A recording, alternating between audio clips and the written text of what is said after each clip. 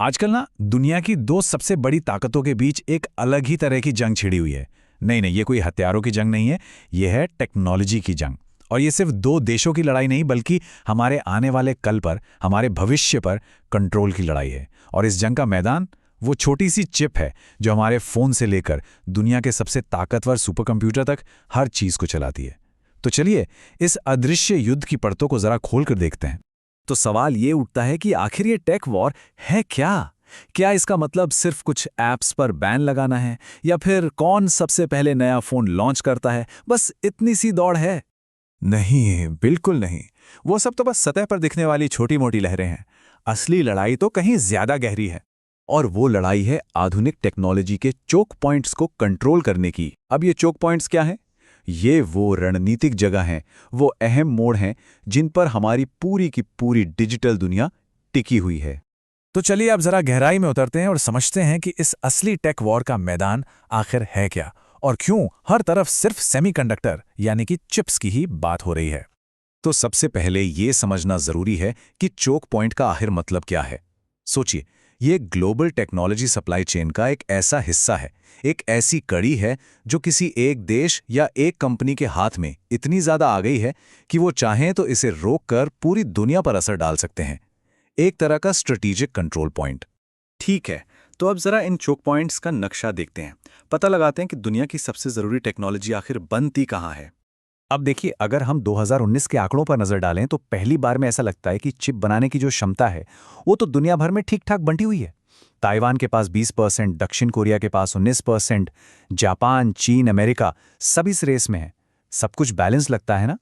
लेकिन रुकिए, एक नंबर है जो पूरी की पूरी कहानी ही बदल देता है, और वो नंबर है 92%। अब सवाल है, ये 92% आखिर है क्या? ये है दुनिया के सबसे एडवांस्ड, सबसे पावरफुल चिप्स बनाने की क्षमता।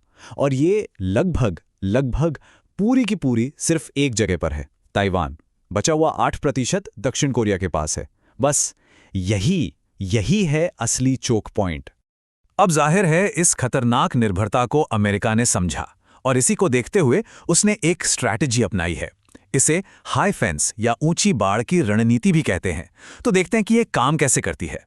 तो इस बाड़ को खड़ा करने के लिए अमेरिका कई तरह के हथियार इस्तेमाल कर रहा है, जैसे कुछ खास टेक्नोलॉजी के एक्सपोर्ट पर रोक लगाना, कुछ कंपनियों को एक एंटिटी लिस्ट में डाल देना जिससे उनके लिए बिजनेस करना लगभग नामुमकिन हो जाए, फिर चिप्स एक्ट जैसे कानूनों से अपनी खुद की इंडस्ट्री को मजबूत करना, और हाँ, देश में आने वाले और देश से बाहर जाने वाले निवेश पर भी पैनी नजर रखना। और देखिए, ये सब कुछ रातों रात नहीं हुआ। ये सिलसिला 2019 में हुआवे पर बैन से शुरू हुआ। फिर 2022 में एडवांस चिप्स और उपकरणों पर बड़े नियम आए, और 2024 तक ये नियम और भी कड़े कर दिए गए। मतलब अमेरिका धीरे धीरे अपनी पकड़ लगातार मजबूत करता जा रहा है। और इसका असर सीधे सीधे बड़ी बड़ी कंपनियों पर पड़ रहा है। मिसाल के तौर पर एआई चिप्स बनाने वाली सबसे बड़ी कंपनी एनवीडिया ने खुद बताया कि अमेरिकी सरकार ने उन्हें चीन को अपने सबसे पावरफुल A100 और H100 चिप्स बेचने के लिए लाइसेंस लेने को कहा है। इससे पता चलता है कि ये नियम सिर्फ कागजों पर नहीं है, ये सीधे बिजनेस पर असर डाल रहे हैं। अब जाहिर सी बात है, चीन भी इन सब पर चुप तो बैठने वाला नहीं है। उसकी भी अपनी एक बहुत साफ रणनीति है, और उस रणनीति का सिर्फ एक ही लक्ष्य है, आत्मनिर्भरता यानी सेल्फ रिलायंस। तो यहां पर दोनों देशों के लक्ष्य एकदम आमने सामने हैं।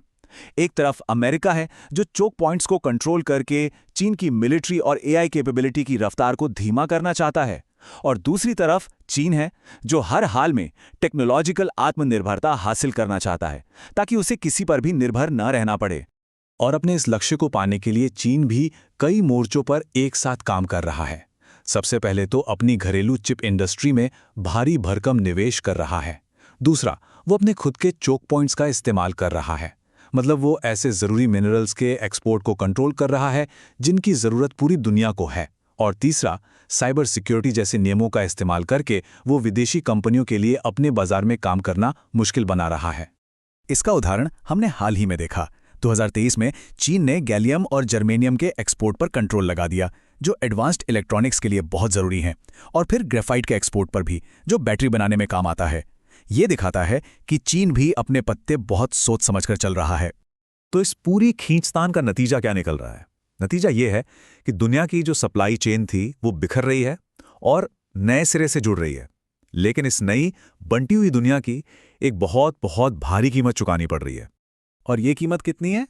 अंदाजा है करीब 1.2 ट्रिलियन डॉलर। अब ये 1.2 ट्रिलियन डॉलर है क्या? ये वो पैसा है, वो निवेश है जो हमें नहीं करना पड़ा क्योंकि हमारे पास एक बहुत ही कुशल, एक एफिशिएंट ग्लोबल सप्लाई चेन थी। सब मिलकर काम कर रहे थे। लेकिन अब जब हर देश अपनी अपनी सप्लाई चेन बनाने की होड़ में लगा है, तो ये सारी बचत मानो हवा में उड़ रही है। यही है एक बंटी हुई, एक फ्रैक्चर्ड दुनिया की असली कीमत। तो आखिर में एक बड़ा सवाल खड़ा होता है, जैसे जैसे दुनिया अपने टेक्नोलॉजी के नक्शे को फिर से बना रही है, तो इस सुरक्षा की, इस सिक्योरिटी की असली कीमत क्या है? और इस नई दौड़ में कौन आगे निकलेगा और कौन पीछे रह जाएगा? ये सोचना बहुत ज़रूरी है।